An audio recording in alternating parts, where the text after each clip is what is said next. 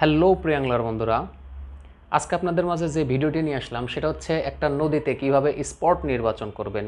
Hot spot মানে আপনার fish finder ডিভাইসটা যে আছে ওই ডিভাইস ছাড়াও আপনি একটা ভালো স্পট নির্বাচন করতে পারবেন কিছু মৌলিক বিষয়ের উপরে ফোকাস করে। তো সেই মৌলিক বিষয়গুলো কি কি আজকে আমি আপনাদের সামনে এক্সপ্লেন করব। 4টি মৌলিক বিষয়। এই বিষয়গুলোর উপরে আপনি যদি একটু নজর দেন অবশ্যই আপনি একটা নদীতে ভালো একটা স্পট খুঁজে বের করতে সক্ষম হবেন। তো এখানে আরও কিছু ব্যাপার আছে, সেটা হচ্ছে যেমন কিছু কিছু শিকারী তারা নদীর দিকে তাকালেই হয়তো বলতে পারে যে আসলে মাছের উপস্থিতিটা কোন দিকে বেশি হতে পারে। এটাও কিন্তু একটা বেসিক বিষয়ের উপরে বেস করেই তারা এটা বুঝতে পারে। তো আমার মূলত এই ভিডিওটি হচ্ছে নতুন অ্যাংলারদের জন্য, যারা নতুন নদীতে মাছ ধরতে যাবেন। শুধু শুধু একটা জায়গায় বসে আপনি অনেক সময় নষ্ট করবেন, সেটা আমি জানি। কারণ এরকম অনেক অ্যাংলার দেখছি যারা অবশ্য নতুন, নদীর ক্ষেত্রে নতুন। তারা একটা জায়গায় বসে আছে, সারা দিন বসে আছে, কিন্তু কোনো হিট নাই। কিন্তু এমন কিছু স্পেসিফিক জায়গা আছে যেখানে আপনি টোপ বা বেইট দিলে সেখানে মাছ ধরার সম্ভাবনাটা অনেক বেড়ে যায়। তো সম্ভাবনা জায়গায় কিন্তু আমাকে থাকতে হবে, সম্ভাবনার জায়গায় আমি থাকলাম না তাহলে মাছ ধরবে কেমনে। আর আপনারা একটা বিষয় মাথায় রাখবেন, মাছ মাছ কিন্তু আপনার 80 থেকে 90% মাছ একটা স্পেসিফিক জায়গায় থাকতে পছন্দ করে। আর মাত্র 10 থেকে 20% মাছ যেগুলো ফ্রিলিভাবে চলাফেরা করে, সব জায়গায় চলাফেরা করে। তো অবশ্যই যেখানে স্পেসিফিক জায়গায় যেখানে 80% বা 90% মাছ থাকে ওই জায়গাটা আমাকে নির্বাচন করতে হবে, না হলে তো আমি ভালো হিট করতে পারবো না। তো যাই হোক, ফিশ ফাইন্ডার ডিভাইস ছাড়াও কীভাবে আপনারা নদীতে একটি স্পট নির্বাচন করবেন সেই বিষয়টি নিয়ে আজকে কথা বলবো। তো যাই হোক, আপনারা দেখছেন hook fishing video and review channel, আমি আছি ওমর ফারুক। তো চলুন শুরু করা যাক। যেহেতু আমি 4টি বিষয় নিয়ে কথা বলবো, নাম্বার 1, ক্যালম এরিয়া, যেটাকে বলা হচ্ছে শান্ত এলাকা। তো এই শান্ত এলাকাটা আপনারা কিভাবে নির্বাচন করবেন। একটা খরস্রোত নদীতে যখন দেখবেন যে অনেক স্রোত, তো অনেক স্রোতে কিন্তু মাছ থাকতে পছন্দ করে না। নদীর যেখানে স্রোতগুলো প্রবল হয় সেসব জায়গায় কিন্তু মাছ থাকতে চায় না বা থাকেও না, তারা একটা নিরাপদ স্থানে বা শান্ত স্থান খুঁজে। তো সেক্ষেত্রে আপনারা ব্যাক ওয়াটারটা সিলেক্ট করতে পারেন। তো ব্যাক ওয়াটারটা কি সেটা আমি আপনাদের একটু দেখিয়ে দেবো হাতে কলমে, কারণ আমি বলে দিলাম ব্যাক ওয়াটার বা আরও ডিটেলস বললেও আপনারা ওইটা হয়তো অনেকেই নাও চিনতে পারেন, যার কারণে আমি একটু কাগজ কলমের মোটামুটিভাবে ডায়াগ্রাম করে নিছি, ওটা আমি আপনাদের দেখিয়ে দেবো, অঙ্কন করে নিছি। তো আপনারা কিছু মনে করবেন না, আমি খুব ইয়াভাবে অঙ্কন করি নাই, আর্টিস্ট না আমি যে ওইভাবে অঙ্কন করে আপনাদের বোঝাতে পারবো।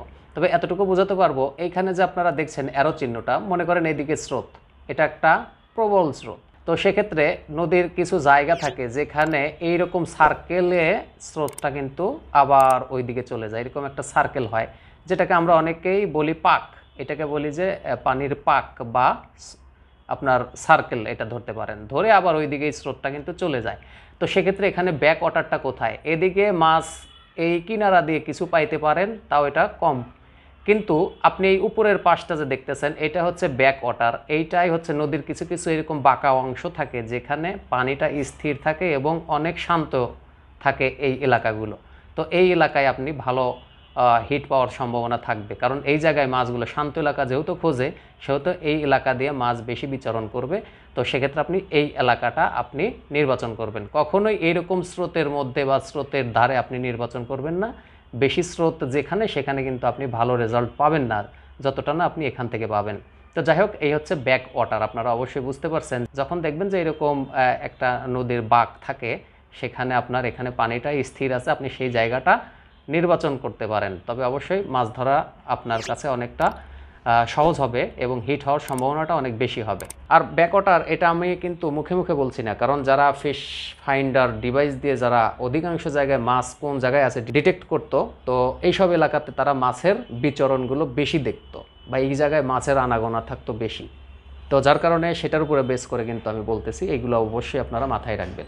নাম্বার 2 স্পট হচ্ছে আপনার যে জায়গায় ডালপালা ভেঙে বা গাছ বা কাঠামো এরকম থাকে অনেক নদীতে, এবং এটা ছাড়াও কিন্তু মাছের আরও একটা স্পেসিফিক যেটা প্রাকৃতিক, সেটা হচ্ছে ওটাকে আমরা কোষ বলি, নদীর কোষ।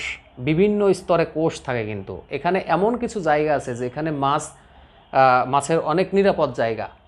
যেখানে অন্যান্য যে শিকারী আছে তাদের হাত থেকে বাঁচার জন্য তারা এই জায়গাগুলো বিচরণ করে। তো এরকম কোষগুলো কোথায় আছে সেটা আপনাকে ফাইন্ড করতে হবে। তো এইটা ফাইন্ড কিভাবে করবেন?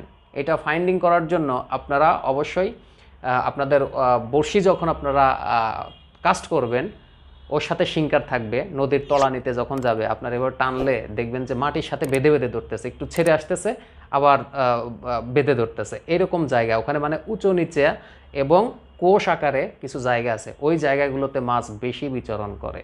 ওই জায়গা থেকে কিন্তু মাছ উঠানো একটু কঠিন হয়, কারণ মাছ যে মাছগুলো আসলে নিচের দিকে থাকতে বেশি পছন্দ করে সেই মাছগুলো বড়শিতে হিট করলে ও শুধু ওই মাটির সাথে আপনার কিভাবে ওর মাথাটা বাঁধাই দেওয়া যায় ওরা কিন্তু এই চিন্তা করে।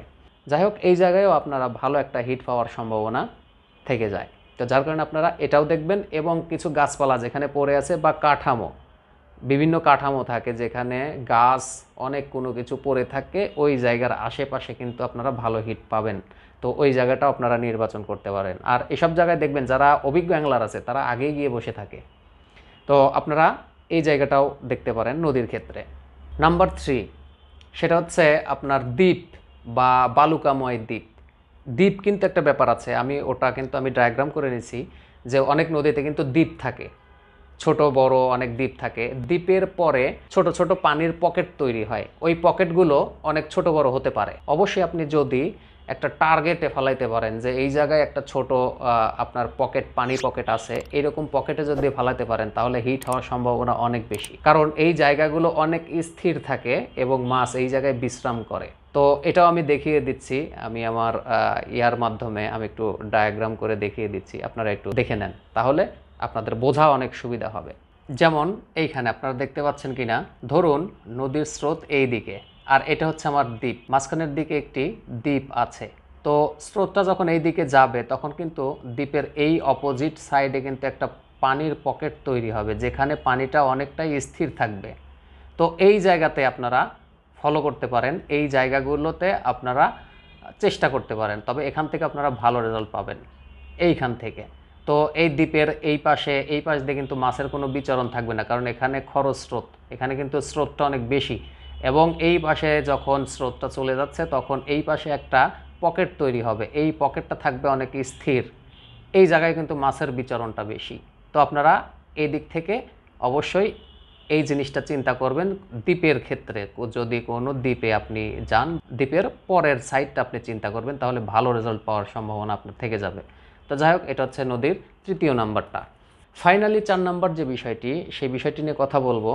তো সেটাও আমি ডায়াগ্রামের মাধ্যমে আপনাদের দেখিয়ে দেবো। অবশ্যই আপনারা এই বিষয়গুলো ফলো করলে ভালো রেজাল্ট পাবেন।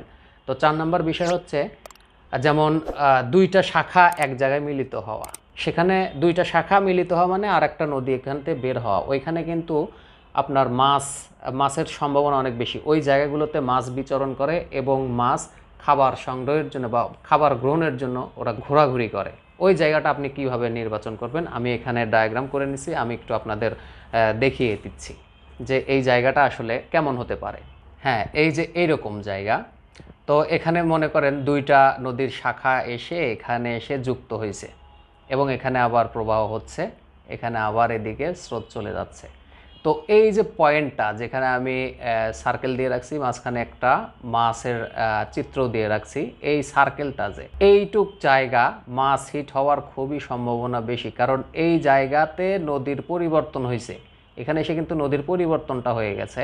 তো এই জায়গাতে মাছ বেশি বিচরণ করবে এবং এখানে খাবারের সন্ধান করবে। তো আপনারা এইখানে চেষ্টা করতে পারেন, এইখান থেকে আপনারা এখানে কাস্ট করে দেখতে পারেন, আবার এই পাশ থেকে এই পার থেকেও আপনারা এখানে দেখতে পারেন, এই পার থেকেও দেখতে পারেন। যদি ছোট নদী হয়, বড় নদী হলে অবশ্যই আপনারা এখান থেকে চেষ্টা করবেন। তো এটা হচ্ছে যেখানে দুইটা নদী মিলিত হবে সেইখানেই আসলে এই জায়গা থেকে আপনারা চেষ্টা করবেন। আর অবশ্যই মনে রাখবেন এইখানে মাছ থাকার সম্ভাবনাটা বেশি। ফিশ ফাইন্ডার যে ডিভাইসটা আছে এগুলো দিয়ে যারা আসলে এই মাছগুলো ফাইন্ড করার চেষ্টা করে যে আসলে এই মাছগুলো কোথায় আছে, এই সব জায়গাকেই তারা হট স্পট বলে নির্বাচন করছে। তো সবার ক্ষেত্রে যেহেতু ফিশ ফাইন্ডার ডিভাইসটা ইউজ করা সম্ভব না, বা এগুলো কারো পক্ষে সম্ভব না, অনেক দামি হয়ে থাকে, সবার কাছে তো আর এগুলো রাখা সম্ভব না। তো সেক্ষেত্রে আপনারা এই মৌলিক বিষয়গুলো মাথায় রাখলে অবশ্যই ভালো রেজাল্ট পাবেন। আর নদীতে এমনি একটা জায়গায় গিয়ে বসে শুধু শুধু সময় নষ্ট করবেন না। যেখানে দেখবেন যে আপনার সময়টা একটু বেশি গেছে, আপনি 40 থেকে 45 মিনিট দেখবেন। 40 থেকে 45 মিনিটে যদি মাছের নড়াচড়া বা আপনার টোপটা নিচ্ছে, তাহলে ওই জায়গাটা আপনার জন্য উপযুক্ত, আপনি ওই জায়গাটাই নির্বাচন করবেন। কিন্তু এক জায়গায় বসে থেকে সারাদিন সময় নষ্ট করবেন না। যখন দেখবেন যে না, এখানে কোনো কাজ হচ্ছে না, অবশ্যই জায়গাটা চেঞ্জ করবেন এবং এই বিষয়গুলো মাথায় রেখেই আপনি জায়গাটা চেঞ্জ করবেন। কারণ অনেক নতুন অ্যাংলার আছেন যারা নদীতেও এখনও মাছ ধরেননি, হয়তো এই প্রথম আপনারা নদীতে মাছ ধরতে যাবেন, তাদের জন্য এটা খুবই হেল্পফুল হবে, খুবই হেল্পফুল হবে। ভিডিওটি কেমন লাগলো অবশ্যই কমেন্ট বক্সে জানাবেন, চ্যানেলটি অবশ্যই সাবস্ক্রাইব করবেন। আল্লাহ হাফেজ।